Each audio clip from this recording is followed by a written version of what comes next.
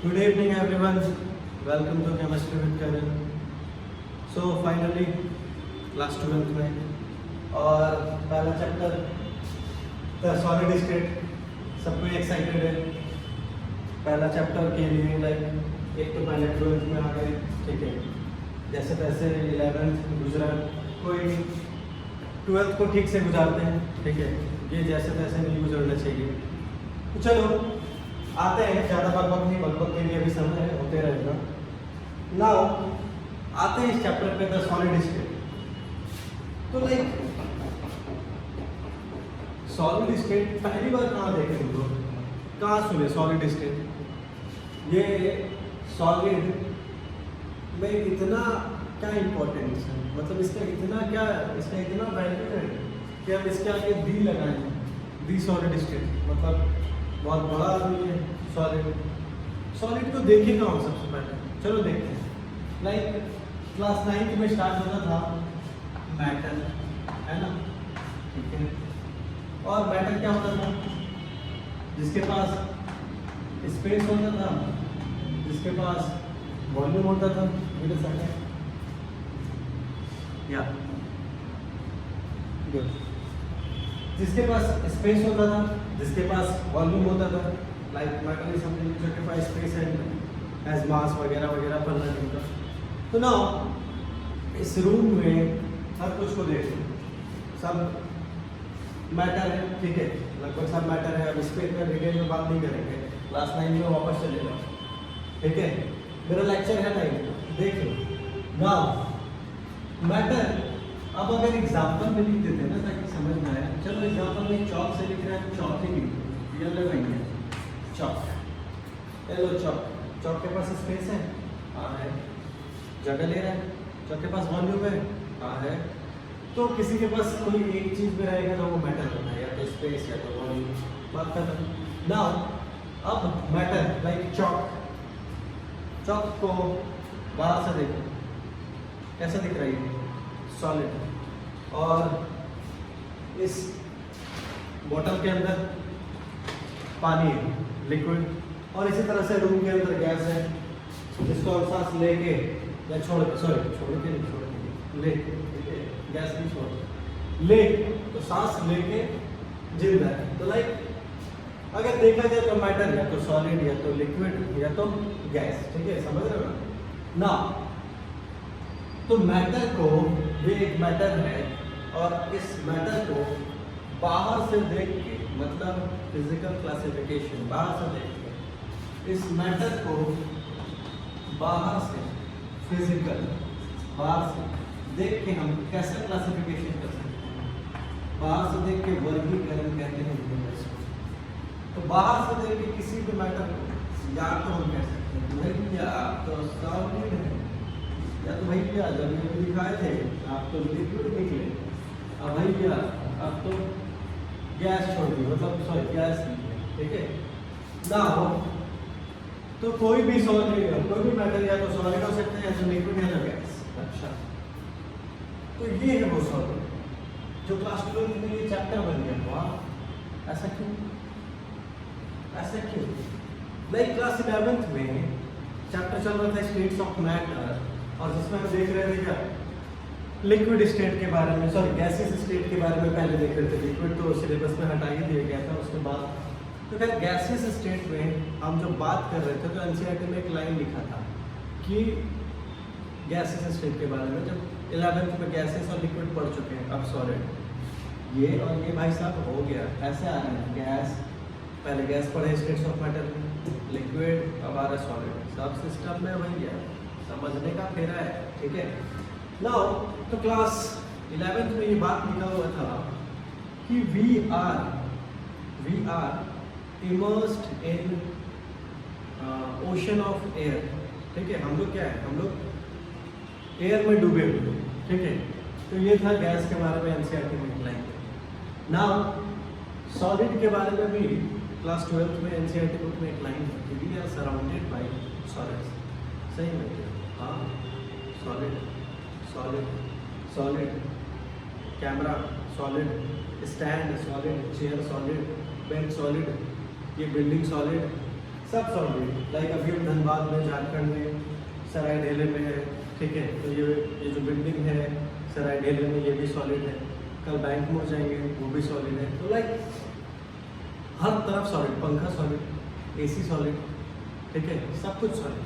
तो लाइक ये सॉलिड से हम लोग घिरे हुए हैं, इसीलिए ये सॉलिड लाइक बाइक पे चल रहे हैं तो सॉलिड, कार पे चल रहे हैं तो सॉलिड, कार में सीट पे बैठे हुए हैं तो सॉलिड, रॉकेट लॉन्च हो रहा है तो सॉलिड, और क्या, घर पे जाके सोएंगे तो सॉलिड, अभी नीचे जाके कोल्ड ड्रिंक पिएंगे, कोल्ड ड्रिंक ही पिएंगे तो उसमें जो बॉटल है वो सॉलिड, ड्रिंक जो है वो लिक्विड है, ठीक है, बाकी लगभग सारा चीज़ सॉलिड, ठीक है। घर पे जाके आलू काटेंगे, सब्जी बनाएंगे, पोटैटो सॉलिड, प्याज सॉलिड, भैया लगभग सब कुछ we are surrounded by solid, ठीक है। तो इसीलिए ये इतना महान चैप्टर है, बड़ा चैप्टर। तो सर ठीक है, क्या जरूरत है इसको पढ़ने की, क्या ही करेंगे पढ़ के?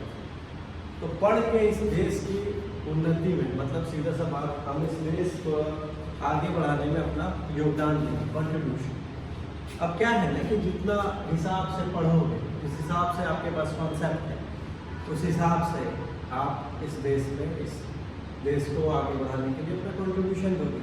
तो लाइक दैट आप कैसे इस चैप्टर को कैसे कंट्रीब्यूशन दे सकते हैं? तो देखो ऐसे कि क्या है ना कि लाइक ये जो फार्मूला 1 रेसिंग कार बनता है, तो लाइक उसमें पता है कौन सा मेटल यूज़ करते हैं वो लोग? स्पीड भगाना रहता है, कौन सा मेटल यूज़ करते हैं? आयरन तो यूज़ नहीं करेंगे क्योंकि बहुत भारी है, एटॉमिक मास 56, एल्युमिनियम 27, एल्युमिनियम से कम मैग्नीशियम।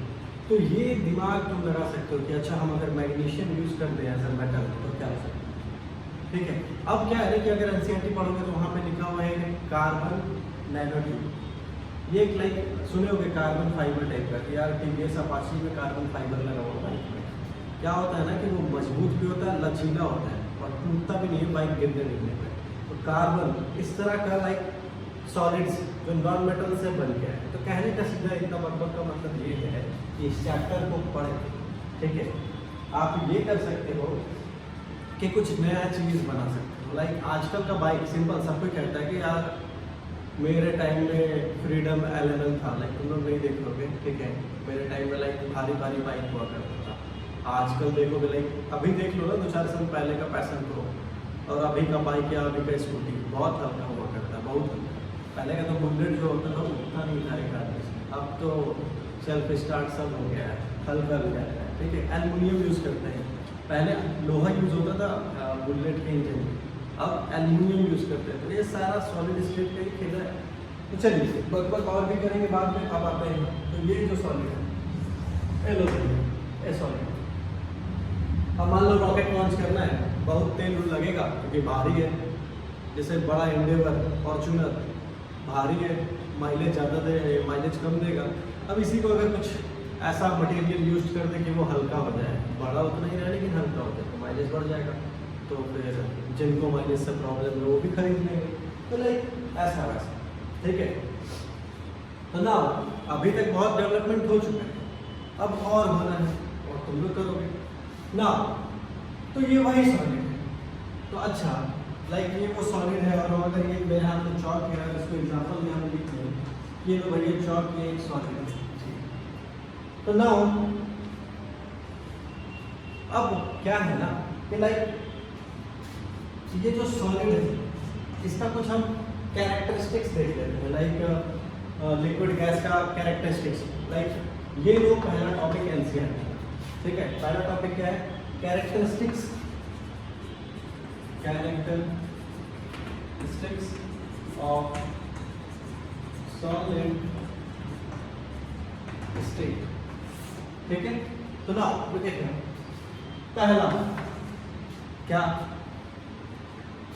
Solid liquid gas. अच्छा ये बताओ कि लाइक ये अलग अलग क्यों है, सॉलिड अलग, लिक्विड अलग, गैस अलग, ऐसा क्यों? Like class 11 states of matter अभी पढ़ के आए, किन चीज़ों पे डिपेंड करता है कि सॉलिड है, तुम सॉलिड हो गए और तुम लिक्विड हो जाओगे और कोई गैस हो जाएगा, किन चीज़ों पे डिपेंड करता है?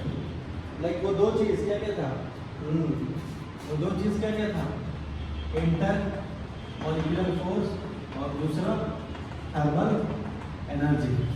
सॉलिड के केस में क्या होता था, लाइक सॉलिड के केस में क्या होता है, लाइक पॉइंट वही लिखते हैं ना, स्ट्रॉन्ग इंटर मॉलिक्यूलर फोर्स और थर्मल एनर्जी क्या होता था यहाँ, लो होता था, थर्मल एनर्जी लो होता था, ये लो होता था, फिर ये मॉडरेट रहता था बराबर। यहाँ पे thermal energy high, intermolecular force बहुत कमजोर भाग करता है। लाइक सॉलिड क्या करेगा, यहाँ खड़ा है बस ऐसे ऐसे पेंडुलम के जैसा बस हिल रहा है। लिक्विड ऐसे इधर इधर जा रहा है, ठीक है, थोड़ा इधर इधर हिल रहा है, ऐसे ऐसे हिल रहा है, ठीक है। गैस अपना इधर से इधर गया, इधर से इधर गया, नाच रहा है इधर से इधर। तो मतलब सीधा बात, सॉलिड के बीच में स्ट्रॉन्ग इंटरमॉलिक्यूलर फोर्स और थर्मल एनर्जी लो है, तभी तो वो एक जगह पे खड़ा है, ठीक है ना। ये पहला कैरेक्टरिस्टिक्स। दूसरा क्या सॉलिड्स के बारे में, क्या दूसरा फिक्स्ड शेप और fixed volume, fixed shape and fixed volume. Anything else, सोचो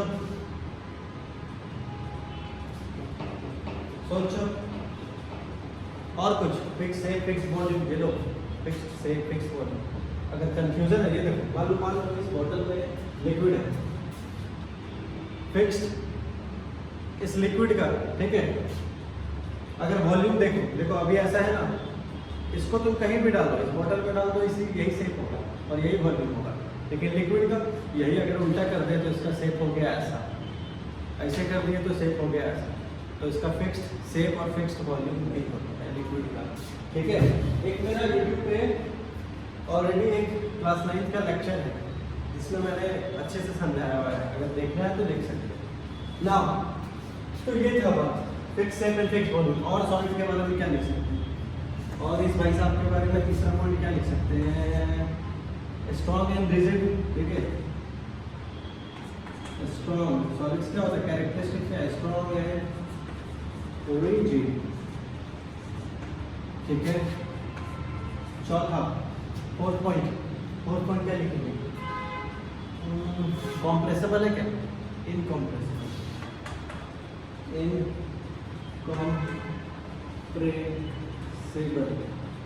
अच्छा। पांचवा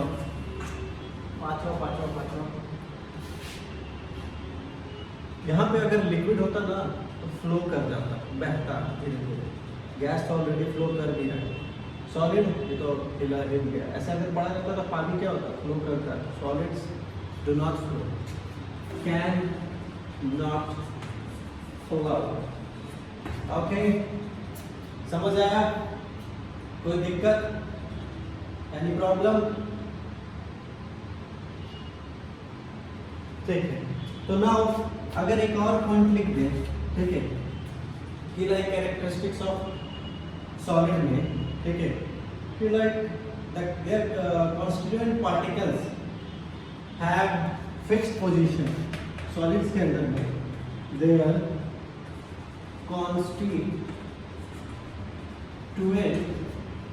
particles मतलब जो भी चीज से बना, लाइक चॉक किससे बना है, चॉक किससे बना है, CaCO3। कंफ्यूज मत होना, एक्शन में भी यही है, मार्बल में भी यही है और चॉक में भी यही है। ऐसा कैसे, अरेंजमेंट अलग होता है सर, ठीक है। मॉलिक्यूल्स का मतलब इसमें मान लो ये इसके साथ ये इसके साथ, लेकिन मार्बल में ये इसके साथ फिर ये इसके साथ, तो ऐसा वैसा, ठीक है। तो देयर कॉन्स्टिट्यूएंट पार्टिकल्स, पार्टिकल्स क्या, पार्टिकल्स मतलब सॉलिड्स के अंदर पार्टिकल्स क्या हो सकते हैं, मान लो ये बेंच है, इसमें क्या है, लोहा लगा हुआ है, आयरन, तो किसी में आयरन है तो मतलब एटम, किसी में मॉलिक्यूल है, ठीक है। तो पार्टिकल्स मतलब हो गए या तो एटम्स, मॉलिक्यूल्स हैं, या फिर मान लो नमक है तो उसके अंदर क्या है, आयंस है, ठीक है। तो पार्टिकल्स का मतलब ये होता है। तो देयर कॉन्स्टिट्यूएंट पार्टिकल्स किसका, सॉलिड का, तो their constituent particles have fixed position, क्या रहता है उनका, fixed position and can only oscillate at their mean position. देख लेना मूल भी है and can only oscillate at their mean position. ठीक है, लिख लो थोड़ा. तो ये सॉलिड का कैरेक्टरिस्टिक्स का बात, ठीक है. अब ना, ठीक है, अब एक चीज, एक मिनट रिकॉर्डिंग चल रहा है. सही है. ना अब ये बताओ, ये सारा तो ठीक है. चलो एक चीज दिखाते हैं, ध्यान से देखना. ठीक है, एक्सपेरिमेंट करते हैं. ये लो भैया, आज कटेगा. चलो ये लो चौक. क्या है ये? मैटर है. मैटर के अंदर एग्जाम्पल है चौक. और चौक क्या है? फिजिकल बाहर से क्लासिफिकेशन की सॉलिड. अच्छा, इसका केमिकल क्लासिफिकेशन भी होता है, वो सॉल्यूशन वाले चैप्टर में करेंगे. तो ये जो मैटर है चौक, ठीक है, ये मैटर के अंदर सॉलिड है चौक. ठीक है, चौक को हम काटते हैं. ठीक है, क्या करते हैं? काट रहे हैं. ध्यान से देखिए. कट जा भाई. अरे बाप रे,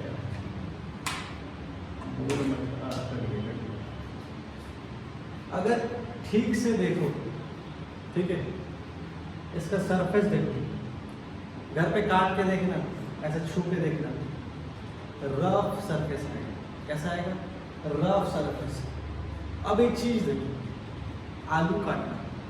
आलू काटने के बाद उसका सरफेस को छू, स्मूथ होगा. या फिर चलो घर पे कभी घर बन रहा है, ऊपर छत बना है या कुछ भी बना है, लोहा रॉड लाया है, ठीक है, उस रॉड को जब वो कॉन्ट्रैक्टर या फिर ठेकेदार जो भी मिस्त्री वगैरह रहता है उसको काटता है कटर से, तो कटने के बाद तुम देखे होगे छू के स्मूथ रहता है.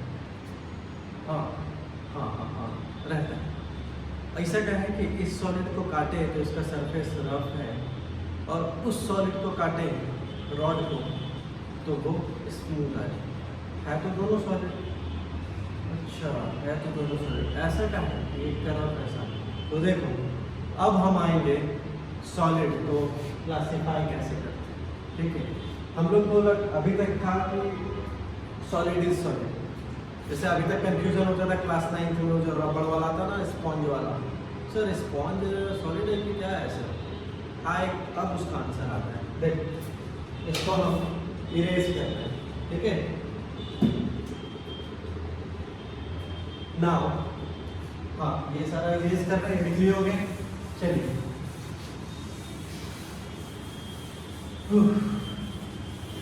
आज गर्मी, बहुत गर्मी है आज. आज है क्या कहते हैं? 28 of March 2022.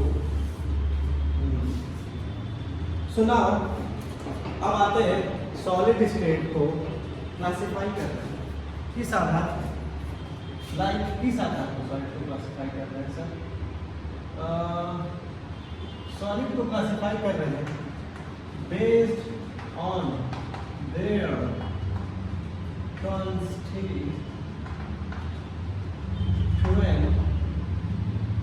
particles. Particles मतलब एटम्स, मॉलिक्यूल, आयंस.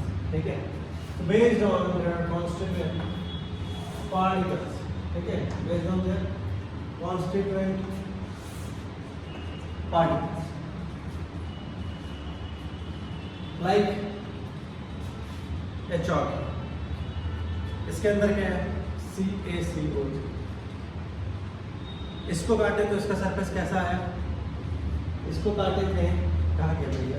लिख दिया, छोड़ो. इसको काटे थे, अभी इसका सरफेस रफ आया. मतलब एक बार अगर देख रहे हैं, ठीक है, इसको काट रहे हैं तो इसका सरफेस इधर लिख, इसका सरफेस आ रहा है रफ.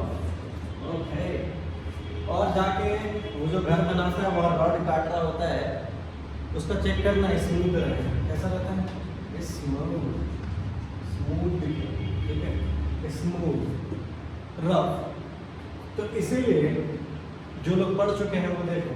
तो based on their constituent particles, दो तरीके से होते हैं, एक क्रिस्टलाइन, दूसरा एमरफस। एक क्या होता है क्रिस्टलाइन, क्या होता है क्रिस्टलाइन, तो इसको हम इसके ब्रैकेट में लिख देते हैं क्रिस्टलाइन सॉलिड्स। तो अगर काटोगे ना, और क्या काटोगे, चूतिया मत काट लेना, चाकू से काटना, सॉरी गला मत काट लेना, मतलब जो भी चलो आप समझ गए, तो मुझे खुद क्रिस्टलाइन। तो अगर काटोगे सॉलिड को, क्रिस्टलाइन सॉलिड को, क्या क्या एग्जांपल्स हम लास्ट में बताएंगे। तो वो क्या रहेगा, स्मूथ आएगा। और अगर एमरफस, एमरफस, एमरफस का मतलब होता है नो फॉर्म, ग्रीक वर्ड है, एनसीईआरटी में लिखा हुआ एमरफस। इसको अगर काटोगे तो कैसा आएगा, रफ सरफेस आएगा। कैसा सरफेस आएगा, रफ, ठीक है, स्मूथ और रफ, ठीक है ना। अब हम बात करते हैं लाइक डिफरेंस क्या है क्रिस्टलाइन में और एमरफस में, डिफरेंस क्या है। चलो देखते हैं क्रिस्टलाइन और एमरफस का डिफरेंस। फर्स्ट पॉइंट इधर भी लिखते हैं, फर्स्ट पॉइंट। सोचो क्या क्या डिफरेंस होना चाहिए। तो चलो हम फर्स्ट पॉइंट लिखते हैं कि लाइक, अब अगर हाँ जब इस वीडियो को एडिट करेंगे तो उसमें हम यहाँ पे एक डायग्राम डाल देंगे कि क्रिस्टलाइन में क्या अरेंजमेंट है। पॉइंट लिख देंगे कि particles have a regular 3D arrangement, particles have a regular 3D arrangement. Particles have a regular 3D arrangement. मतलब कि मान लो एग्जाम्पल में NaCl, ठीक है, NaCl क्रिस्टलाइन का होता है। तो देख लो ये Na, ये Cl बड़ा होता है ना, Na छोटा, फिर ये Na, ये Cl, ये Na, ये Cl, ये Na, ये Cl, फिर ये Cl, ये Cl, ये Cl, ये Cl, ये मतलब ये क्या जा रहा है, particles have a regular 3D arrangement. 3 dimension में जो क्रिस्टलाइन सॉलिड होते हैं उनका अरेंजमेंट रेगुलर, मतलब डिसिप्लिन, ठीक है, रेगुलर, ठीक है। पर इनका क्या, इनका सीधा लिख लेना, particles have a irregular 3D arrangement. Particles have irregular 3D arrangement. Okay. Now ये वो फर्स्ट, ठीक है। चलिए लाइक और अगर समझना चाहो तो ये मान लो A B C, यहाँ क्या हो जाएगा A B C B A, मतलब जैसे तैसे, ठीक है, सिंपल। अभी ज़्यादा घुसो मत, धीरे धीरे सब समझ में आ जाएगा, ठीक है। तो ये फर्स्ट पॉइंट बस याद रखना, क्रिस्टलाइन में पार्टिकल्स है रेगुलर 3D, यहाँ इरेगुलर 3D है। नाउ सेकंड पॉइंट क्या है, ठीक है, coming to the second point, and second point is इनके पास, ठीक है, कैसा ऑर्डर रहता है। लाइक एनसीईआरटी में एक डायग्राम, ठीक है, कैसा डायग्राम है, लाइक ऐसे करके वो बना हुआ है, ठीक है, फिर यहाँ से कनेक्टेड है ऐसे, फिर यहाँ लाइक रिंग टाइप का वो बना हुआ है, इस टाइप का डायग्राम है। तो ये जो डायग्राम है ना, ये है क्रिस्टलाइन का, मतलब पार्टिकल्स है रेगुलर 3D अरेंजमेंट, ठीक है, एक रेगुलर 3D। और यहाँ पे लाइक जैसे तैसे है, ठीक है, ऐसे है, फिर ऐसे, फिर ऐसे, फिर ऐसे, ऐसे ऐसे ऐसे ऐसे, जैसे तैसे अरेंजमेंट, ठीक है। तो ये है पार्टिकल्स है रेगुलर 3D है, ठीक है। सेकंड पॉइंट है long range order, long range order. ये क्या है sir? Long range order. Long मतलब लंबा, रेंज मतलब डिस्टेंस, दूरी, लंबी दूरी का ऑर्डर। ऑर्डर मतलब ये सिस्टम, ये जो ऑर्डर है अरेंजमेंट, ये लंबी दूरी तक ऐसा ही जाए, ठीक है। मतलब क्रिस्टलाइन सॉलिड में ये लोग अपना जो ऑर्डर बना के रखे हैं वो बहुत दूर तक एक जैसा है, ठीक है। इसीलिए काटते गए तो स्मूथ आ रहा है, ठीक है। पर इसमें शॉर्ट रेंज ऑर्डर, ठीक है। ये सब क्या है? अगर कहीं अरेंजमेंट ऐसा आ भी गया तो शॉर्ट रेंज थोड़ा, फिर जैसा तैसा। तो ये क्या है? Short range order. Any problem? No problem. हाँ चलिए, कोई दिक्कत? हम दुआ करते हैं कि कोई दिक्कत ना हो। अगर दिक्कत है तो कमेंट सेक्शन आपके लिए जिंदा है और हमारे लिए भी। चलिए, तो मेहरबान कदरदान और साहिबान, जिस पॉइंट का वेट था वो आ चुका है स्मूथ। तो जब क्रिस्टलाइन सॉलिड को, ये क्रिस्टलाइन है नहीं, खुद एक एग्जांपल हमारे सामने है, ये नहीं है, रफ सरफेस है, क्रिस्टलाइन सरफेस है। पहले ही चुके हैं, पर तीसरा पॉइंट यहाँ लिखे हैं कि जब क्रिस्टलाइन सॉलिड को आप काटोगे, चाकू से काटो या कटर से काटो, नाइफ से, किसी से भी काटोगे, तो उसका सरफेस जो आएगा वो कैसा आएगा? स्मूथ आएगा। तो व्हेन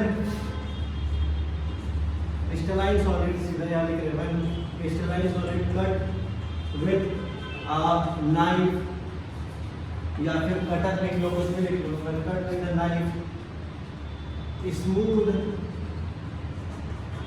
सरफेस अपीयर्स। और यहाँ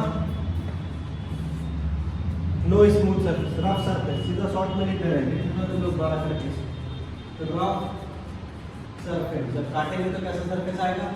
रफ सरफेस। एग्जांपल चॉप, काट के देख लेना, सरफेस रफ आता है, ठीक है। हाँ,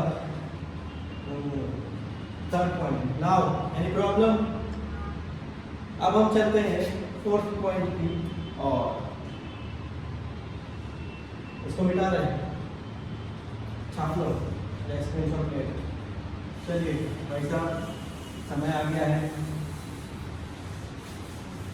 आपसे विदा लेने का। मैं हूँ अमिताभ बच्चन और आप देख रहे हैं the solid state, sorry chemistry कर। तो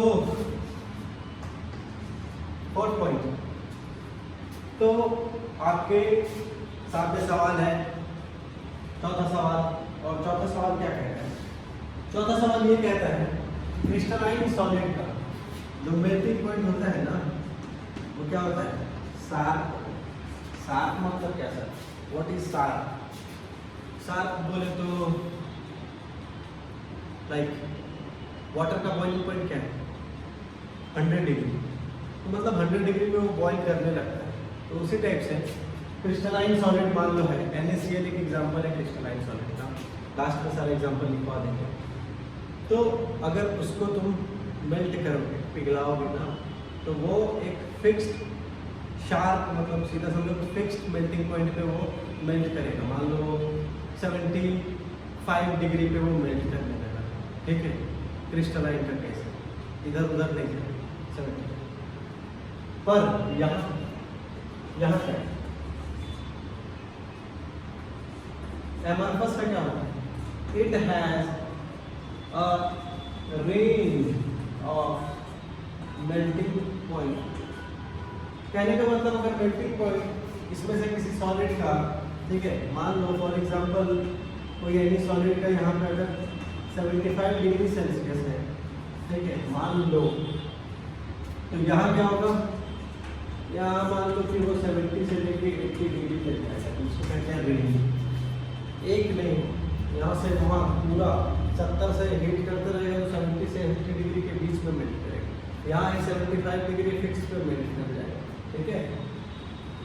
okay, fifth point is,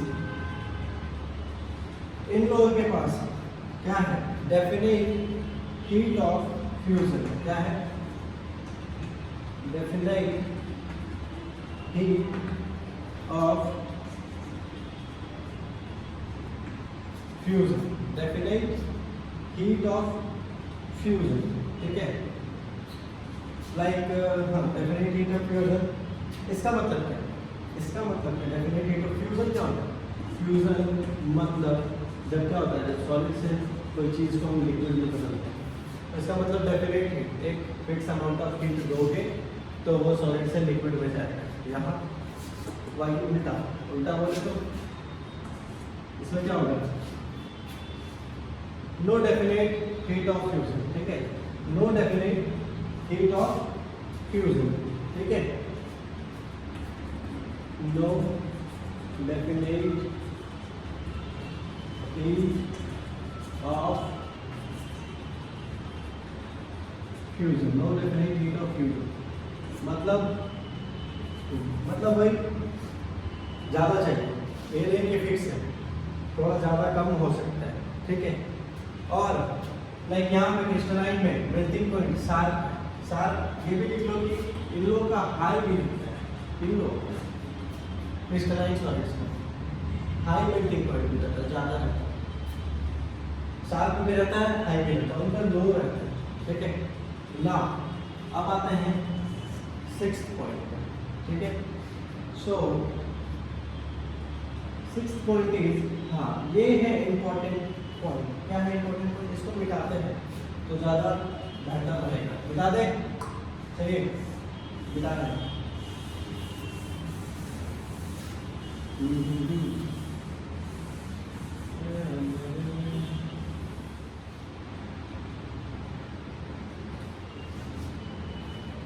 so 6th point is, कुछ पता नहीं बंद हो गया था वो, isotropic,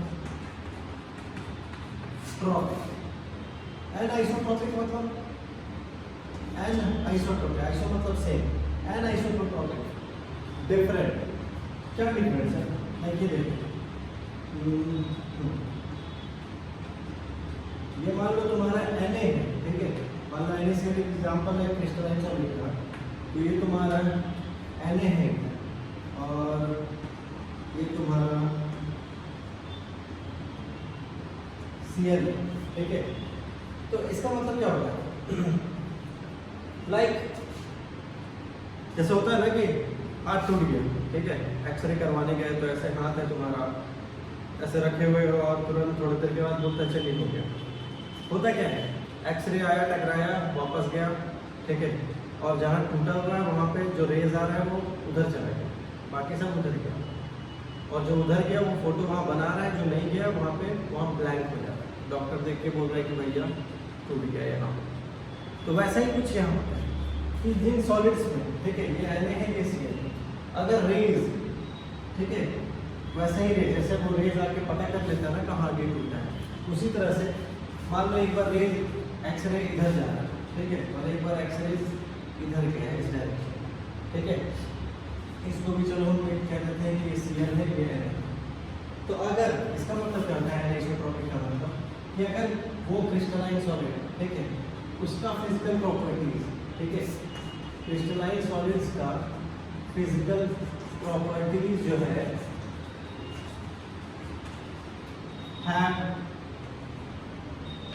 different values in different direction, ऐसा क्यों, ऐसा इसीलिए, इधर क्या है, इधर मान लो ये Cl है, क्लोरीन, और इधर क्या है, Na है, तो अगर Na की तरफ से रेज जा रहा है, ठीक है, मान लो टूटा हुआ है, पार हो गया, नहीं टूटा हुआ तो बैक जाएगा, तो सेम चीज इधर में वैल्यूज कुछ और आ रहा है और इधर जा रहा है तो वैल्यूज कुछ और आ रहा है, तो फिजिकल प्रॉपर्टीज है different values in different direction, पर इस केस में यहाँ पे ये होता है आइसोट्रोपिक, क्यों, सेम वैल्यूज, क्यों, जैसे तैसे अरेंज है, same values in different direction. ठीक है, कोई प्रॉब्लम? चलो ठीक, नाउ अब चलो यहीं पे एक 7 पॉइंट लिखते हैं। ठीक है, 7 पॉइंट यहीं लिख देते हैं, ज़्यादा आगे टाइम नहीं बढ़ाते हैं। 7 पॉइंट क्या है? इसको कहते हैं ट्रू सॉलिड्स, मतलब क्रिस्टलाइन सॉलिड को कहते हैं सच्चा प्यार, ट्रू सॉलिड्स। ठीक है, और इसको झूठा प्यार, झूठा प्यार, या फिर इसको कहते हैं और सुपर कूल्ड लिक्विड। मेरा क्वेश्चन है, why amorphous solids are called super cooled liquids? Next class में हम इसका जवाब देंगे, तब तक आप लोग ढूंढेंगे एनसीईआरटी पढ़। ठीक है, फाइनल अब हम लिख देते हैं एग्जाम्पल्स। लाइक किसका एग्जाम्पल? क्रिस्टलाइन का एग्जाम्पल्स। ठीक है, ये सारे एग्जाम्पल्स कौन वाले? लाइक इसके अंदर एग्जाम्पल्स में हम लिखते हैं मेटल्स, है ना। कोई भी मेटल्स को काटोगे तो क्या आएगा? स्मूथ सरफेस, सीधा देखो नहीं स्मूथ मेटल्स पे। और डायमंड को भी काटोगे तो स्मूथ सरफेस आएगा। और फिर तुम कोई भी एनी आयोनिक सॉलिड्स को काट के देखो, मतलब NaCl, ZnS एक्सेट्रा। यहाँ पे क्या आएगा? और एक एग्जांपल क्वार्ट्ज। यहाँ पे आएगा आपका प्लास्टिक। ठीक है, सबसे पहले देखो ना चौक, सबसे पहले तो चौक लिखना चाहिए। चौक काटेंगे कैसा आएगा? सरफेस चौक का, प्लास्टिक का, सबका बदला लेगा जितना पैजल, रबर एक्सेट्रा। क्वार्ट्ज ग्लास भी यहाँ लिख सकते हैं। ठीक है, बहुत सारे एग्जाम्पल। तो this is all about introduction, ठीक है, ऑफ सॉलिड स्टेट।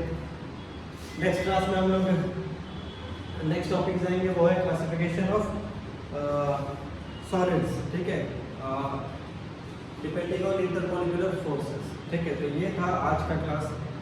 उम्मीद करते हैं समझ में आया।